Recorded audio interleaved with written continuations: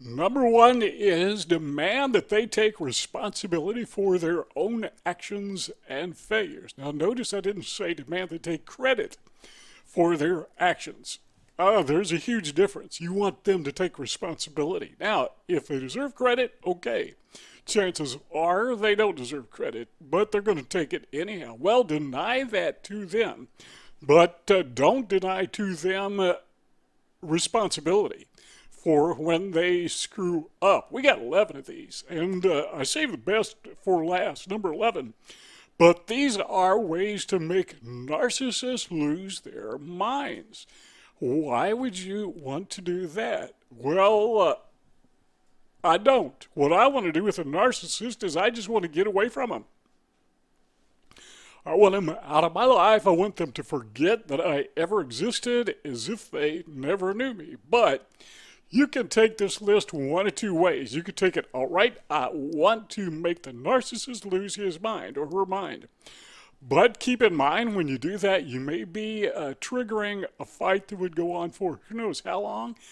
That's what narcissists love to do. They like to fight. They love to be triggered. They love to get in the fighting ring because they like to try to dominate other people. And it doesn't matter. They could lose the fight. Completely, totally wiped out. But in their opinion, they won. You could have them on the mat, pinned to the floor, and they would say, look, I got this guy pinning me to the floor. Aren't I smart? That's the way these people think. Number two is deny them immediate gratification. One of the things that I have noticed about narcissists in my life is they don't plan ahead. Maybe a day at the most. They just don't plan ahead. I know narcissists that spend their entire lives moving around place to place. They may live 3 months at one place, 6 months at another. They have no retirement. Nothing. They just they focus on what they're going to do today, and they're focused on how they're going to get their fix. You know, their ego inflation fix. It's kind of like somebody who is dependent on maybe narcotics or maybe on alcohol. They wake up in the morning and the only thing they are fixated on is their fix. I guess that's why they call it a fix, is because of the fixation. Well, the narcissist is fixated not on his future or her future, not on the outcome of their actions, but they're fixated on boosting their ego. Where can they dominate somebody? That's the only thing that is on their mind. Number three is how to make a narcissist lose his or her mind is note their inappropriate behavior. Now you got to keep in mind the whole concept of narcissism is these people think they're just perfect. They cannot make a flaw. Now sometimes, they'll make that blanket statement. They'll admit that they have flaws, but they're not specific. So they make that blanket statement proving that they are humble. They're so good that they mislead people to believe that they make mistakes. It's kind of like reverse psychology in a sense. Only they're using it on you. So they do things that are just weird. Like not paying their bills, like stealing from people, like over-talking people. Notice those things. Excuse me, I was talking. Do you mind if I finish what I was saying? Or when they start over-talking, you don't stop talking. And in so doing, you're noting their inappropriate behavior. They hate that. Believe me, I'm talking from experience. 70 years old, I've learned a thing or two about narcissism because unfortunately, I've had to deal with these people, and one of the things I've learned is you don't control them, they control you. That's the only thing they understand. And if you get them outside of that rhythm, they go bonkers. They go nuts. They can't handle it. What's wrong with you? Don't you know I'm perfect? Number four is note their deficits. Narcissists think that they are the best at virtually everything, even though they can do nothing. Remember what we talked about at the very beginning, getting in a wrestling match and pinning the narcissist to the floor. And he thinks From his perception, he thinks he's got you pinned. See, from the narcissist point of view, you're on top of him. Okay, he's got you. He forced you to get on top of him, and you're holding him, pinning him to the floor. Yeah, that's what I wanted the guy to do. That's the way they view pretty much everything. So, if you notice that, actually you don't have me pinned to the floor, I have you pinned to the floor. No, you actually aren't the smartest person at the workplace. No, you aren't the best mom or dad or whatever. You are not the perfect spouse. You are not a brilliant business person. You're not exceedingly good with finances. But they think they're good at all these things. There is nothing that they are not expert at. They can have a conversation with anybody and any expert in any field. And a narcissist can come across sounding like a complete idiot. But in his or her mind, they think they handle the conversation quite well because they know all about whatever they don't know about. Number 5 is if you just flat out refuse to argue with these people, be dismissive. They take a point of view and they want you to argue with them so they can show you why you're wrong. So you just refuse to argue, or you just, I don't want to talk about that. That's a dumb thing to talk about, or however else you want to dismiss it. But you got to keep in mind that narcissists will intentionally try to trigger you. They love to argue, at least the ones that I've known. They like to argue so they can take the upper hand. And again, you could argue them into a corner where they have no way to get out, and they will assume that they won the argument because they forced you to force them into a corner. They were controlling you all the time, and you didn't even know it. That's the way these people see things. They thrive on conflict, and it doesn't matter. It doesn't matter to them. They could totally lose, and they still think they won somehow, some way. I know narcissists who are homeless. They have no job. They haven't for years. They have no source of income other than scamming people.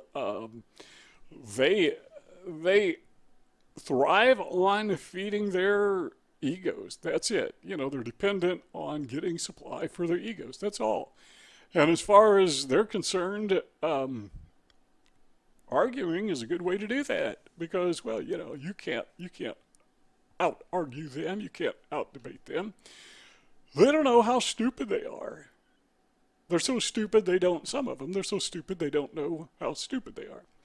Number 6, if you want to make a narcissist lose his mind, is suggest or maybe flat out tell him or her that they need professional help. You got a mental problem. Tell them that point blank and see what happens. They don't like that at all. Narcissists don't need help doing anything ever. Now, they will leverage help from other people, not because they need it, but because, they're just smart. From their perspective, that's just how they do things. That's how they perceive things. But when you say, look, I think you got a mental problem. I think maybe you need to see a therapist, maybe a psychologist, or somebody who is trained in dealing with, and then say narcissist. Just flat out say, hey, you got a pride problem. You got an arrogance problem. I think you are narcissistic. I mean, there's a clear pattern in your life. Call them out on it, and what will happen is, they lose their mind because no, they can't possibly have any flaws of any kind. Now, by the way, I'm not actually suggesting you do these things. I'm just saying that if you do them, chances are you're going to get a triggered response. Number 7 is set boundaries. They don't like boundaries because, the world is their domain. They own everything. They own your life. They own your house. I mean, there are no trespassing signs in the lives of narcissists. I mean, sometimes literally, I've seen narcissists just barge into people's property. They don't care. There's a huge sign on the front that says no trespassing. They could care less. Now, sometimes the people don't care that they trespass. They just put the sign up there for liability reasons. But from the narcissist point of view, they go in anywhere. They don't care. I mean, rules and laws are made for other people. They are the king or queen of the universe. Planet Earth is their domain. Humanity all of us are their subjects, and we are expected to recognize them as the superior being in our lives. Well, if you set boundaries and say, this land is my land, and that land over there is your land. This is my life. You stay out of it. No, I'm not going to play your stupid games. They don't like that. That triggers them because you are daring to suggest that they may have a flaw, that they're wrong. That triggers them. They don't like that one tiny little bit. Number 8 is require a two-way relationship. Takes two people to play. Doesn't matter what you're doing. If you're working together in a team, one person, there's no problem. Two or more people, there's always this contest, if you will, for supremacy. People tend to try to, how do I say it? They try to posture themselves in the social order as close to the top as they can get. It's called social climbing. Everybody does that. But when it comes to a narcissist, he has to be or she has to be at the top in every single relationship. There are no generals, no captains, no sergeants, no lieutenants, none of that. There's just, from the narcissist perspective, there's just me. And everybody should recognize how wonderful I am. All those other titles, even if it's a formal hierarchy, the narcissist typically will just, he may go along with it because he or she has to for a while, but when possible, they will defy the hierarchy, even if it's there for a purpose, for a good reason. And when it comes to a couple, two individuals, say in an intimate relationship or romantic relationship, the narcissist, he or she is in control all the time. It's not a partnership ever. Sometimes you will hear a narcissist saying that partnerships are evil. Well, sometimes they are kind of stupid. I think business partnerships are really dumb.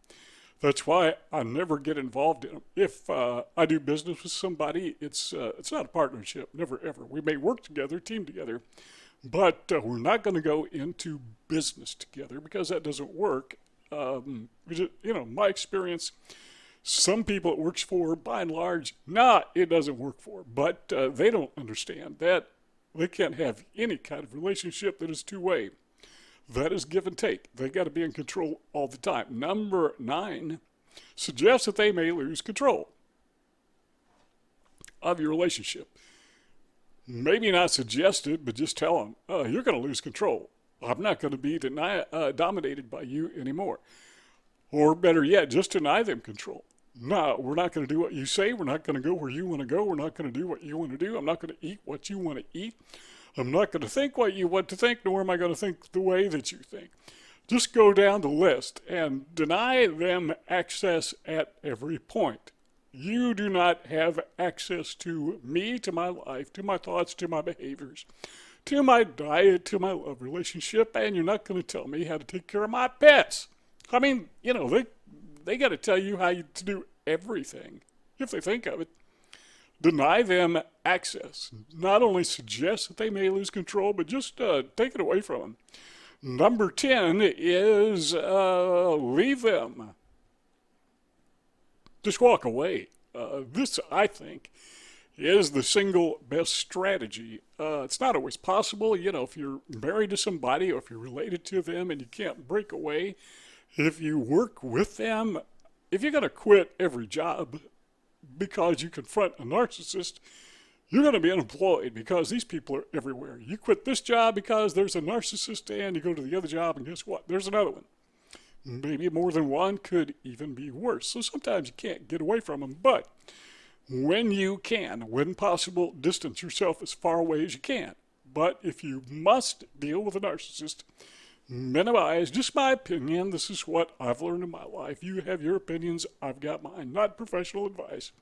Just experience. Is that I have learned the farther away from a narcissist that I can get, the better it is. I mean, the happier I am. So the thing to do, my opinion, is don't wait till they discard you, but you discard them. Probably the biggest mistake I've ever made in my life is not recognizing the narcissist for whom he or she was, and until they discarded me. Biggest mistake I ever made in my life. Okay, number 11 is the big one. This is the one we kind of waited for, and number 11 is to publicly expose them. As we often say on this channel, the number one enemy of the narcissist is what? It's the truth. Because these people, they not only tell lies, but they live lies. They are a lie. I mean, their whole life is a lie. They are narcissists. They think they're perfect, but that's a lie. They're not perfect. They're not better than everyone else. They don't know more than everyone else. Whatever it is they imagine themselves to be, that's not who they are. They're actors on a stage, and the world is their stage, and every human being alive is their audience, and they expect to be applauded constantly. That's total mythology. That's fiction. And when you expose them for who they really are, which is somebody who is usually very incompetent, not always, but typically very incompetent, doesn't have a lot of common sense or sense of any kind, somebody who is driven by their ego, somebody, and this is the big one, somebody who's crooked, somebody who is grossly dishonest, that, my friends, will trigger the narcissist. And again, these aren't suggestions. I'm just telling you what I've experienced are things that do trigger narcissists, that make them lose their minds. But let me reiterate, the best thing to do is just get away from them. Do you see those two rectangles on the screen? If you like what you've heard and you want to keep on talking, click one of those rectangles and our conversation will continue. Otherwise, thanks for stopping by, and we see y'all next time.